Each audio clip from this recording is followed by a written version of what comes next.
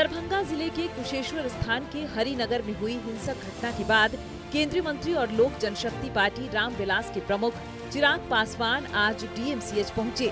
वहां उन्होंने घटना में घायल हुए लोगों से मुलाकात की और उनका हालचाल जाना। मीडिया से बात करते हुए चिराग पासवान ने घटना पर गहरा दुख और आक्रोश व्यक्त किया। उन्होंने कहा कि जिस तरह से निहत्थे लोगों पर हमला किया गया है वह कतई बर्दाश्त नहीं किया जाएगा। इस जघन्य अपराध में शामिल एक भी आरोपी नहीं बचेगा। पुलिस उन्हें पाताल से भी ढूंढ निकालेगी ताकि समाज में एक नजीर पेश हो। अस्पताल में घायलों के परिजनों से मिलते समय चिराग पासवान भावुक नजर आए। उन्होंने डॉक्टरों को घायलों के बेहतर इलाज के निर्देश दिए और कहा कि पार्टी की ओर से भी पीड़ितों को हर संभव सहायता प्रदान की जाएगी। जिस तरीके से सामाजिक सद्भाव को बिगाड़ने की सोच के साथ कुछ असामाजिक तत्वों ने कुछ घर परिवार जिसमें खास तौर पर पासवान समाज के लोग थे उनको चिन्हित कर जिस बेरहमी से उन्हें मारने पीटने, किसी का सर टूटा, किसी का हाथ टूटा, किसी की टांग टूटी, एक छोटी 13 साल की बच्ची जिस तरीके से उस तक को बर्बरता से पीटा गया, ये दर्शाता है कि ये वो लोग हैं जो समाज में तनाव की भावना को बढ़ावा देने का प्रयास करते हैं, जो चाहते हैं कि हमारा देश, हमारा प्रदेश जाति के आधार पर बटे, समाज में एकजुटता की भावना समाप्त। इससे उनको क्या लाभ मिलेगा मैं नहीं जानता, पर ये मुट्ठी भर ऐसे लोग हैं जो समाज में जात पात के आधार पर इस तरीके की घटनाओं को अंजाम देते हैं, जिसकी वजह से एक बड़े परिप्रेक्ष्य में सामाजिक सद्भाव बिगाड़ने का प्रयास किया जाता है। एक गांव की घटना को समाज में बड़े पक्ष पे ऐसे दिखाई गए कि जैसे ये जातियों के बीच निरंतरता की लड़ाई।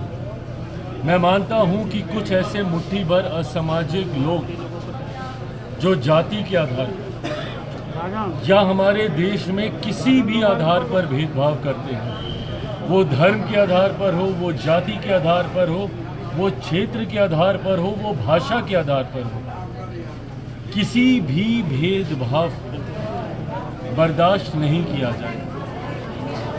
हमारे देश का संविधान देश के हर एक नागरिक को बराबरी का हक अधिकार देता है, और अगर उस हक अधिकार को कोई भी असामाजिक तत्व छीनने का कार्य करेगा तो उसे कतई बर्दाश्त नहीं किया जाएगा। आज जब ये घटना घटी है, पीड़ितों से निरंतरता में मैं, मेरी पार्टी के तमाम साथी संपर्क में रहे।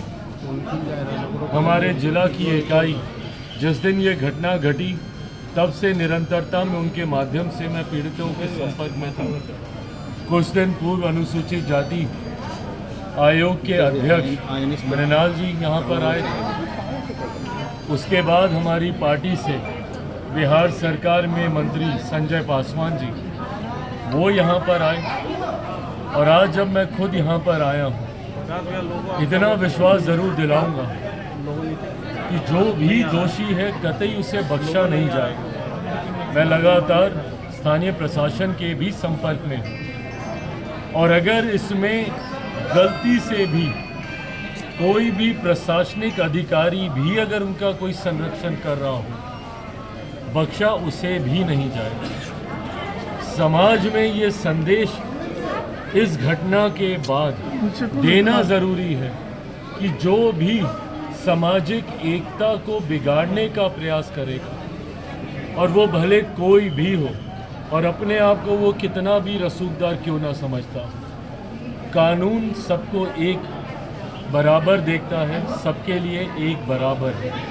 ऐसे में जितने भी दोषी हैं चुन चुन कर एक एक को कड़ी से कड़ी सज़ा दी जाएगी। इस घटना को लेकर स्थानीय एसपी ने, मैं गृह मंत्री के भी संपर्क में हूँ और उनसे भी इस घटना की जानकारी जब जिला इकाई से हमको मिली और संजय पासवान जी जब यहाँ से गए, ये जानकारी हमने भी उनको दी है।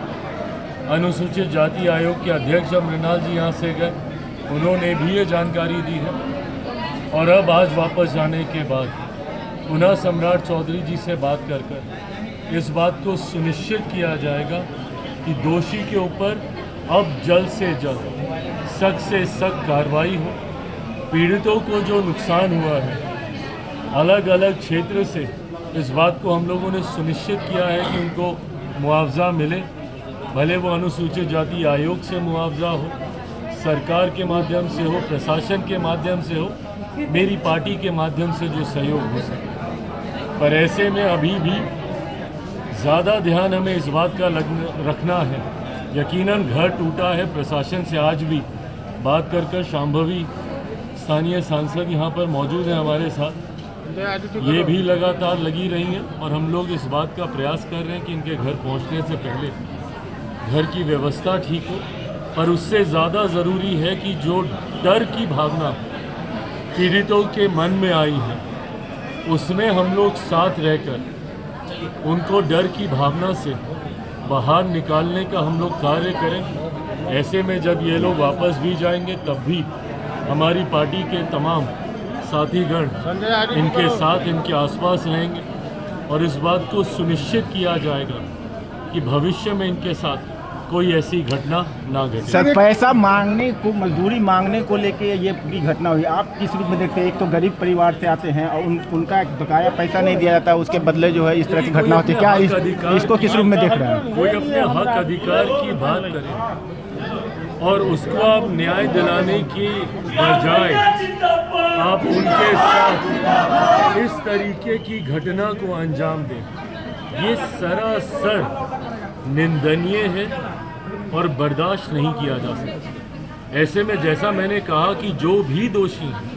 उसके ऊपर सख्त से सख्त कार्रवाई की जाए। एक परसेप्शन बनाया गया कि पूरे गांव के लोग पर एफआईआर किया गया, उसकी सच्चाई क्या है सर, आप क्या पता? देखिए, जैसा मैंने कहा कि जो दोषी है उनको बख्शा नहीं जाएगा, पर जो निर्दोष है उनके साथ भी अन्याय नहीं होने दिया जाएगा। इसको भी